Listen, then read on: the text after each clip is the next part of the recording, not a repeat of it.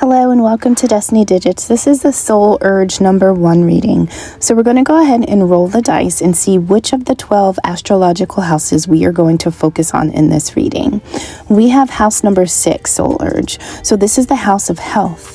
We're going to be talking about your personal health, your emotional health, your physical health, the relationship that you have with your body. And the better your relationship, the better you are in terms of personal growth. You can go further when your vessel is healthy. So the first card that came out is the moon.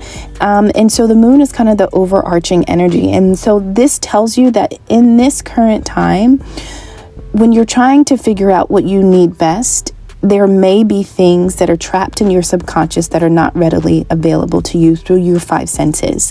And so this says tap into your intuition and go deeper. Don't be afraid of what you find out. The sun card it illuminates things, but the moon at night means that sometimes visibility is poor. And so we're talking about the energies within you are not easily accessible. And so your intuition is going to be key when we have this moon card covering this reading. Now, let's step into each aspect of this house. What supports us in the house, in the 6th house? The house of health. Well, it looks like you have really good relationships. We have the 3 of Cups, and this talks about joy and expression. So it seems like you are involved with other people, places, and things that really allow you to be your creative self. It allows you to feel alive and come alive. Now, you may want more of this, and you're trying to figure out, how do I make this a full-time thing in my life? Now, the only time that 3 of Cups is negative is when it's an outside influence that's not welcome, that doesn't bring joy, that doesn't bring creativity and fun-loving moments, right? But for this card to show up in your support, this says that you are surrounded by healthy connections. And so this is kind of pushing you to really consider how you can make this feeling, this existence show up all the time in your life. Now, next we have guide. Our guide, what's guiding us in our house, we have the Justice card. And this is a card about truth. It's a card of fairness. It's about being accountable or not being accountable. And so this is asking you to really look at things honestly and truthful and balance the scales. What's off? What needs to be corrected? What needs to be removed? What needs to be added? How can we be in harmony with life? And sometimes that means that you have to do certain things that are kind of uncomfortable, right? But remember, the moon card comes out first as at the bottom of the deck. And so these are things that you're figuring out. The answers may not yet be there. Next, we're going to talk about, so what is challenging us in this house when we're thinking about our health and the relationship we have with ourselves? We have 6 of Cups. This is a card that talks about past energy.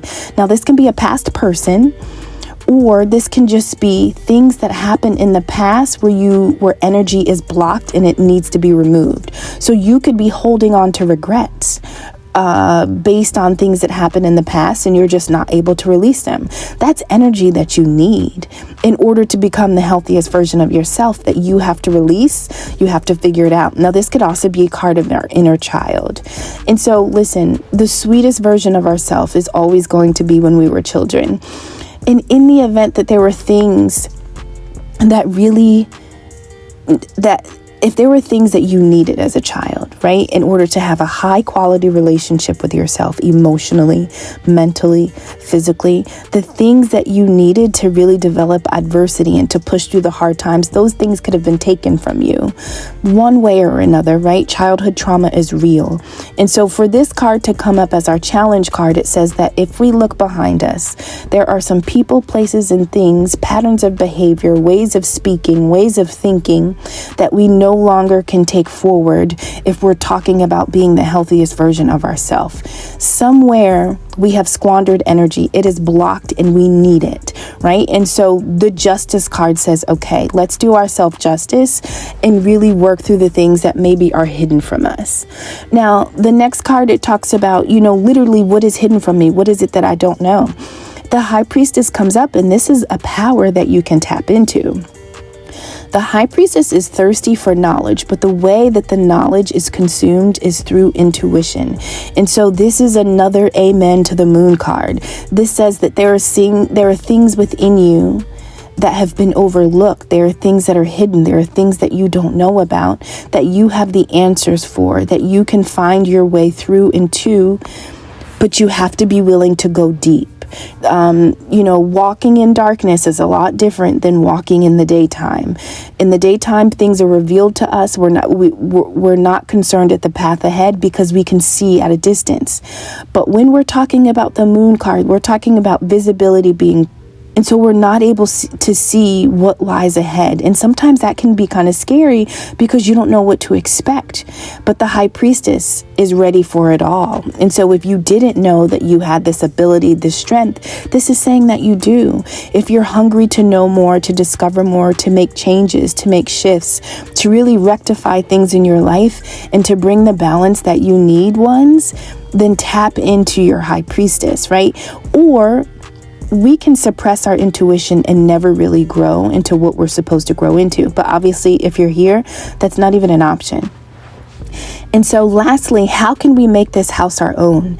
When we're talking about our health, right? When we're talking about the energy of Virgo, the relationship I have with my body, the two cards that Spirit says is 1, to have faith in your dreams, and 2, believe in the impossible. So go back to that inner child. Go back to you before you ever had fear. What were your dreams, right? And how can you pour all of that blocked energy that was held up somewhere else? How can you take that energy, turn it into faith, and put it into your dreams, right? And then we're talking about a change in our mindset. Sometimes life shows us all the things that didn't work, but believing in the impossible says, even if life has taught you one thing, whatever seems most impossible is actually something that you can attain, right? It's not permanently impossible. That's just a temporary mindset that you kind of have to rid yourself of. So Soul Urge Ones, I'm hoping that this reading was helpful. Thank you so much for being here, and take care.